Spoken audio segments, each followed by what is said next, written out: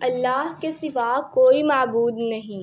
حضرت محمد صلی اللہ علیہ وآلہ وسلم اللہ کے رسول ہیں۔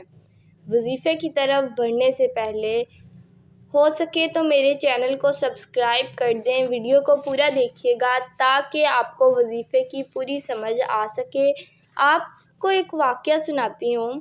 حضرت عائشہ رضی اللہ تعالیٰ عنہ فرماتی ہیں، جب آپ صلی اللہ علیہ وآلہ وسلم مبارک بستر پر تشریف لے جاتے تو اپنی دونوں ہتھیلیوں کو ملا کر سورۃ الاخلاص، سورۃ الفلق اور سورۃ الناس قرآن مجید کی آخری 3 سورتیں پڑھتے ہوئے ان پر پھونک مارتے، پھر اپنی ہتھیلیوں کو جسم مبارک پر جہاں تک ہاتھ پہنچ سکتا پھیر لیتے، ابتدا چہرے اور جسم کے بالائی حصے سے فرماتے، اور یہ عمل آپ صلی اللہ علیہ وآلہ وسلم 3 مرتبہ کرتے۔